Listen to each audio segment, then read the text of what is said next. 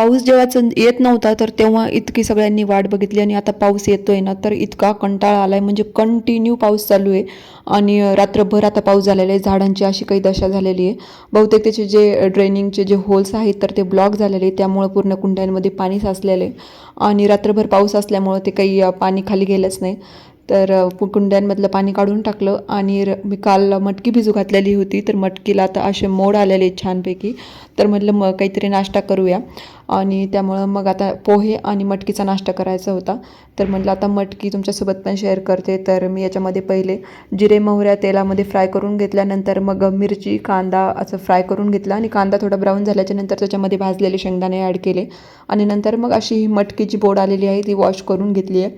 तर मटकी अशी पूर्ण वेचून घ्यायची, म्हणजे खाली काही खडे वगैरे असतील तर ते खालीच राहतात. आणि मटकी टाकल्याच्यानंतर थोडीशी हळद मीठ टाकलं त्याच्यामध्ये आणि वरतून थोडी कोथिंबीर टाकली आणि असं फ्राय करून घेतलं पूर्ण आणि 2 मिनटासाठी थोडा वेळ झाकून ठेवलं. झाकून ठेवल्याच्यानंतर काय होतं ना की जे काही पाणी वगैरे असतं थोडंफार किंवा मटकी थोडीफार कडक वगैरे असेल ना तर ते एकदम सॉफ्ट होऊन जाते. तर त्यामुळे मग 2 मिनटासाठी झाकून ठेवली आणि नंतर अशी काही आपली रेडी आहे मटकी आणि खूप हेल्दी पण असते. तर त्यामुळं मग पोहे आणि मटकीचा असा नाश्ता केला. त्यांना गावाकडे जायचं होतं तर मग नाश्ता करून वगैरे गेले आणि एकदम रिलॅक्स चाललं होतं कारण घरी एकटीच होते. तर म्हणलं आता दुपारच्या जेवणाचं नंतर थोडंफार करून घेता येईल, काहीतरी एकटीसाठी असल्यावर काही प्रॉब्लेम होत नाही. तर मग इतका पावसामुळं ना सकाळी केस धुतलेले पण केस बिलकुल वाळत नाही आहे आणि ओल्या केसामध्ये आपण कोंब करू शकत नाही, कारण ओल्या केसामध्ये कोंब केला की लगेचच हेअरफॉल होतो. कारण ओल्या केसामध्ये जर का केस विंचरले वगैरे ना किंवा काही जरी थोडा केसांवर ताण आलं की लगेच हेअरफॉल होतात, केस तुटतात. त्यामुळे म्हटलं आता ड्रायरने ड्राय करून घेऊया. थोडेफार ड्रायरने ड्राय करून घेतले कारण तसे आपोआप केस सुकणं तर पॉसिबलच नव्हतं. तर ते गावाकडून आले आणि खालूनच त्यांनी मला कॉल केला होता की काही सामान आणायचं होतं, आमचं पहिलेच ठरलेलं होतं. तर म्हटलं बाहेर जाऊया आपण. तर बाहेर जाऊन मला ते कोको पावडर किंवा मग डार्क चॉकलेट वगैरे आणायचं होतं. तर ते कशासाठी हे मी तुम्हाला नेक्स्ट व्हिडिओमध्ये सांगेल. आणि असं काही हालत होती बाहेरची, एकदम पावसानं सगळीकडं पाणी पाणी झालेलं होतं, सगळीकडं पाणी साचलेलं होतं आणि खूप थंडगार असं झालेलं होतं सगळीकडं वातावरण. तर कोको पावडर आणि मला डार्क चॉकलेट तर काही भेटली नाही, पण मग मी डेअरी मिल्कच घेऊन आले. आणि आता इकडं मी जायच्या पहिलेच अगोदर कढी आणि धपाट्याचं पीठ भिजून गेलेली होते, आम्हाला धपाटे खायचे होते. तर म्हटलं आल्यानंतर गरम गरम धपाटे करून घेऊया. तर तिकडून आल्यानंतर मग कढी वगैरे तर रेडी होतं, तर कांदा वगैरे कट करून घेतला आणि कढी आणि धपाटे अशा प्रकारे छान असं डिनर केलं आहे. तर त्यांनी काही घरून जे काही भाजीपाला वगैरे आणलेला होता तर ते निसायचं बाकी होतं आणि काही काही निसूनच आणलेलं होतं, घरूनच पाठवलेलं होतं. तर दूध पण आलेलं होतं आणि मग म्हटलं आता दूध पहिलं पण होतं जे आम्ही इथून घेतो, दूध दही वगैरे आलेलं होतं घरून आणि भाजीपाला होता थोडाफार. तर म्हणलं हे पहिलं दूध आणि हे घरचं दूध पण आता खूप सारं झालं, तर मग म्हटलं याचं काहीतरी करूया आपण, कारण आम्हाला दोघांनाच एवढं सारं दूध. तर मग मी असं ठरवलं की आपण पनीर करूया, कारण आता बाहेरचं पनीर तर काही घेऊ शकत नाही, कारण आता इतकं सध्या चालू आहे भेसळ भेसळ. तर त्यामुळं म्हणलं आपण हेच हेल्दी राहील आणि पनीर खायचं होतं. तर त्यामुळं म्हणलं आपण जे घरचं दूध होतं, जे पहिलं दूध होतं इथलं, तर त्याच्यामध्ये आपण पनीर बनवूया. तर मी एक लिंबू कट करून घेतलेलं आहे, थोडंसं दूध गरम होण्यासाठी ठेवलेलं आहे. दूध थोडा उकळा फुटल्याच्या नंतर त्याच्यामध्ये एक लिंबू पूर्ण पिळून घेतलेलं आहे, जितकं लागेल तितकं. आता हे अर्धा लिटरच दूध आहे, आम्हाला दोघांना पुरेसं होऊन जाईल म्हणून. तर अर्ध्या लिटर दुधामध्येच मी एक लिंबू असं पूर्ण पिळून घेतलेलं आहे. लिंबाच्या पाण्यानं काय होतं, दूध फाटायला लागतं आणि खालून उकळे चालू होतात आणि वरतून लिंबू टाकल्यामुळं काय होतं, ते दूध लगेच नासायला लागतं. तर पहिले मी थोडंसं गरम करून घेतलं दूध आणि त्याच्यामध्ये वरतून असं लिंबू पिळते आहे आणि थोडा वेळ आता गॅसवर तसंच गरम होऊ देईल. जब खालून त्याला नंतर असे बुडबुडे यायला लागतील किंवा दूध फाटायला लागेल तेव्हा मग गॅस बंद करून घ्यायचा. तर आता पूर्ण दुधामध्ये मी असं लिंबू टाकून त्याला मिक्स करून घेते आहे, चमच्यानं हलवून घेते आहे. आणि आता लगेचच बघा असे बुडबुडे फुटायला लागले, त्याला गरम झाल्याच्या नंतर बुडबुडे यायला लागले खालून. मी थोडा वेळ हलवून घेतलं दूध त्याला चमच्यानं आणि आता लगेच थोडं थोडं पनीर अलग होतं आहे बघा. लगेच असं दूध नासलेलं आहे, तर ते जे पाणी असते तर ते बाजूला होतं आहे आणि जे पनीर आहे तर ते दूध फाटलेलं सगळं वेगळं वेगळं होतं आहे. तर 5 ते 10 मिनटाची प्रोसेस आहे फक्त.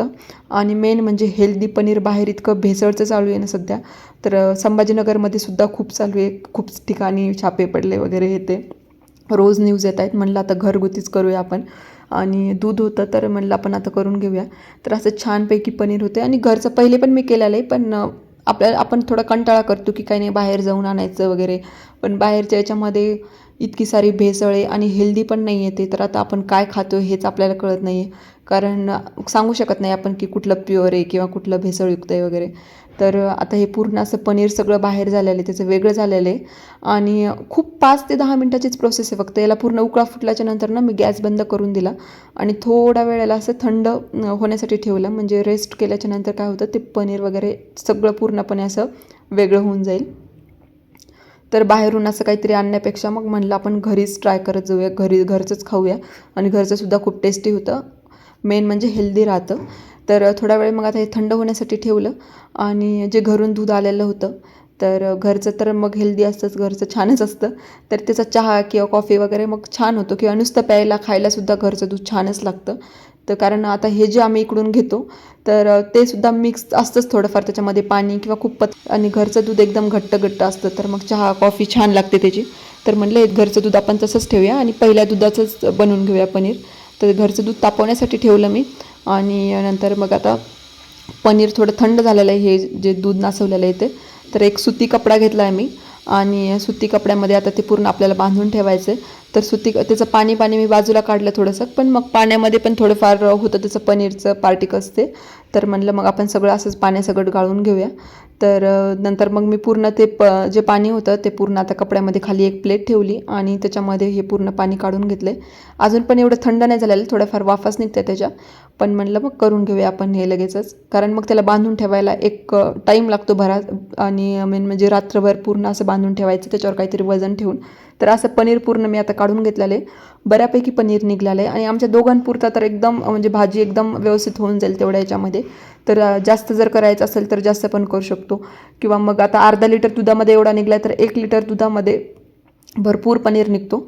तर पूर्ण असं मी घेतलं आहे आता काढून याला आणि ह्या कपड्यामध्ये आता मी पूर्ण त्याला गाठ बांधून घेणार आणि पूर्ण पहिले पाणी जे आहे त्याचं तर ते पूर्ण पाणी काढून घेईल त्याला व्यवस्थित दाबून आणि पूर्ण पाणी निघाल्याच्यानंतर मग त्या पूर्ण अशी गाठ बांधायची आणि त्याच्यामध्ये एकतर लटकून ठेवायचं कुठं किंवा मग त्याच्यावर काहीतरी ओझं ठेवायचं. तर मग मी ओझंच ठेवते, म्हणजे पूर्ण पॅक बनतो तो असं कंप्रेस होतो. तर मग पूर्ण ओझं ठेवलं त्याच्यावर रात्रभर आणि नंतर घरून जे काही भाजीपाला आलेला होता तर तो भाजीपाला वेगळा करून ठेवला, काही निसून आलेला होता, काही इकडे निसायचा होता. नंतर मग पूर्ण निसून वगैरे ठेवला आणि पूर्ण त्याच्या जागच्या जागेवर सगळ्या बॉक्सेसमध्ये भरून ठेवला आणि हे जे दूध आहे तोपर्यंत तापलेलं होतं, चांगली साय आलेली होती घरून आलेल्या दुधावर. आणि आता दुसऱ्या दिवशी हा जो पनीर असा बनलेला आहे आणि एकदम छान सॉफ्ट असा आणि हेल्दी असा पनीर रेडी आहे. तर आम्हाला दोघांसाठी तर जास्तच आहे म्हणा, एका भाजीपेक्षा जास्तच होता. आणि नंतर मग असे पूर्ण छोट्याले काप करून घेतले मी त्याचे आणि आता याची भाजी मी उद्या बनवणार आहे. तर तुम्हाला पनीरची भाजी नेक्स्ट ब्लॉगमध्ये दिसेल आणि अजून ते कोको पावडरचं किंवा चॉकलेटचं पण काय होईल तर ते पण तुम्हाला पुढच्या 1-2 ब्लॉगमध्ये दिसेल. तर त्याच्यापासून काहीतरी नवीन ट्राय करण्याचं बघते मी. असेच नवीन व्हिडिओज बघण्यासाठी चॅनलला सबस्क्राईब करा आणि असेच नवीन व्हिडिओ बघत राहा.